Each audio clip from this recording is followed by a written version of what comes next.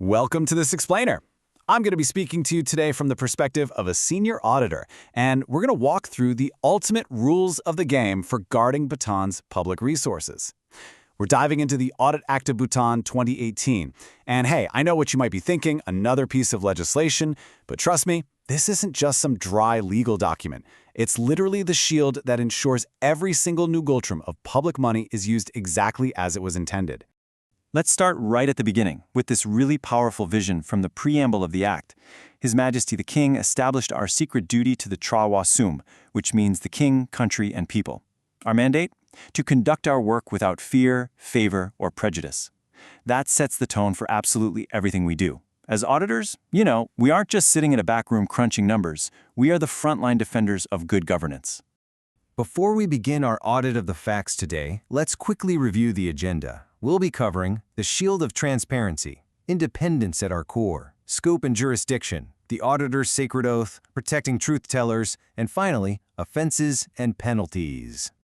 Section 1. The Shield of Transparency, Evolving Accountability in Bhutan. Okay, so the 2018 Act explicitly repealed the legacy 2006 version. Why did we do that? Well, because we needed robust, undeniable constitutional independence. Outlined right in Chapter 1, our core objectives are to promote accountability, transparency, integrity, and real value for money in public operations. By elevating the Royal Audit Authority, or the RAA, the Act gave us the adequate powers we need to do our jobs without any outside interference whatsoever. Section 2.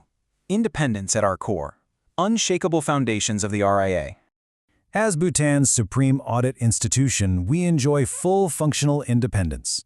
According to Chapter 2 of the Act, we have total freedom when it comes to planning, programming, investigating, and reporting. What this practically means in the real world is that we cannot and will not entertain directions from any person or authority. The Auditor General makes the final calls, guided only by the law and generally accepted auditing standards. But here's the thing.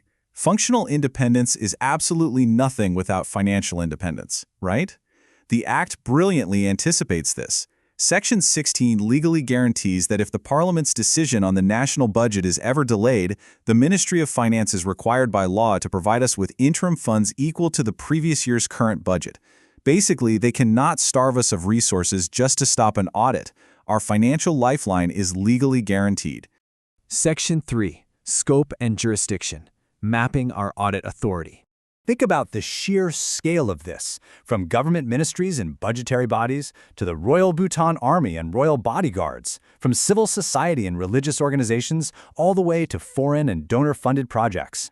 Chapter 5 of the Act gives us completely unhindered access.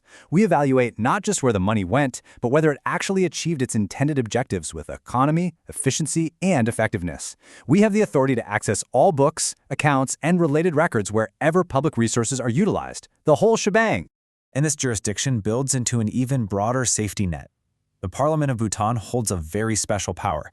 By official resolution, they can legally direct us to audit the accounts of any specific public or private entity if they deem it necessary for the national interest. So if there's a massive public concern, Parliament can point us in that direction, and we have the legal authority to go in and find the truth. Section 4. The Auditor's Sacred Oath. Regulating ourselves first. Now, we can't hold others accountable if we don't hold ourselves accountable first. We are deeply bound by the oath of good conduct, ethics, and secrecy. Chapter 3 of the Act takes conflict of interest incredibly seriously. If any financial or private interest arises, even if it's just the appearance of a conflict involving an auditor's spouse or dependent, we must instantly declare it in writing and step away from the assignment entirely. We absolutely have to maintain the highest degree of incorruptibility. If we find an auditor has a conflict, the Auditor General will immediately exclude them from that audit. No exceptions. Section 5. Protecting truth tellers, the armor of the law.